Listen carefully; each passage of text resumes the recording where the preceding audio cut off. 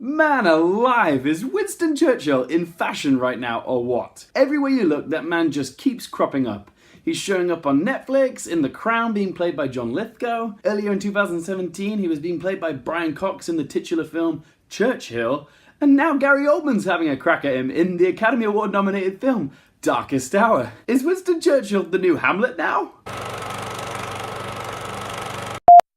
Hey guys, so today's film under the microscope is Darkest Hour, which is directed by Wright, the chap who did Pride and Prejudice, as well as one of my favourite Black Mirror episodes, Nosedive. And the screenplay was written by Anthony McCartan, who previously wrote the script for The Theory of Everything. Darkest Hour is set in the UK during 1940s World War II, and looks at the first few tumultuous days where Winston Churchill became Prime Minister, after the previous Prime Minister, Neville Chamberlain, was pushed out due to a vote of no confidence. The first few weeks in power were pivotal in the shaping of his legacy, which can still be felt today. The main conflict that we see Churchill wrestle with in this film is whether to go into negotiations with Hitler or keep fighting and defending the country at all costs. Gary Oldman dives headfirst into the renowned British Bulldog and utterly transforms into Winston Churchill, in every sense of the word. I was a little concerned when I read that Gary Oldman was going to be in a fat suit and covered in prosthetics to play this role, but I have to say that the hair and makeup department on this film have done a flawless job. There wasn't a single moment where I was watching this where I was distracted by a shoddy fat suit or dodgy prosthetics.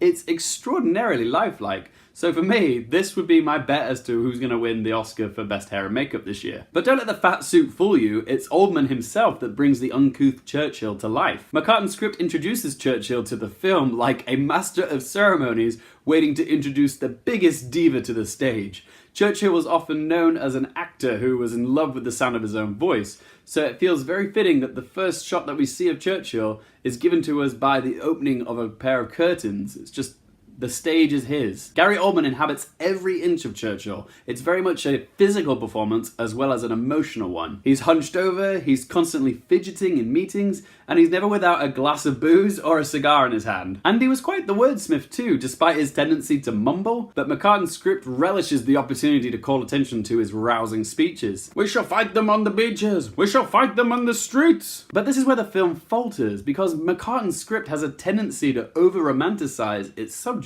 so it kind of leaves the film feeling a bit saccharine, or Hollywood if you like. It feels like a by-the-numbers historical biopic, which is completely watchable, but ultimately forgettable. What sells this movie is its stirring central performance from Gary Oldman. He is the buttress that keeps this film from collapsing in on itself. I was so entranced watching Gary Oldman immerse himself into this role, but like McCartan's previous Academy Award nominated screenplay The Theory of Everything, he builds a story around a very interesting character, which is a great vehicle for an actor to shine.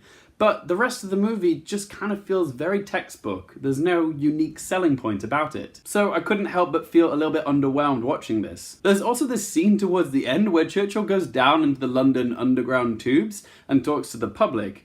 And it's a pivotal scene because it provides Churchill with some clarity as to what the working class public want the government to do regarding the war. But this whole scene just feels so clunky.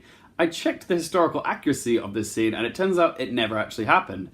This was just something that was manufactured to give the third act a little bit of rejuvenation. But it borders on patriotic pandering, this scene. It's very, "Oh captain, my captain, we shall never surrender." And because it requires some suspension of disbelief, it ultimately undermines the film. I will give credit to Wright's direction. His camera work was exceptionally engaging. There's some really awesome shots in this. There's a tracking shot of a character that goes down this corridor, and then it becomes this aerial bird's eye point of view shot, all in one fluid motion, and it's very impressive. And he often frames Churchill into a box, cleverly suggesting to the audience that he's boxed in, much like the British soldiers were on the beaches of Dunkirk. And speaking of Dunkirk, Darkest Hour almost acts like a companion piece to Christopher Nolan's film Dunkirk, which is also up for Best Picture this year. But this reinforces my point about why this film feels so generic. Comparatively, Christopher Nolan's Dunkirk is far more daring and captivating. So I couldn't help but be reminded of how enthralled I was watching Christopher Nolan's Dunkirk comparatively to this off-the-assembly line flick, even though they're both set around the same historical events. So to summarize, Darkest Hour is a moderately good biopic which is spearheaded by its leading performance from Gary Oldman.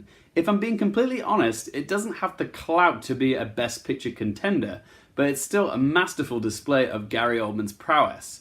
So I'm gonna give Darkest Hour a 5.5 out of 10. So guys, this is the only Churchill performance that I've actually seen. I haven't had a chance to watch Brian Cox or John Lithgow's interpretations, but my quick question for you today, guys, is which is your favourite?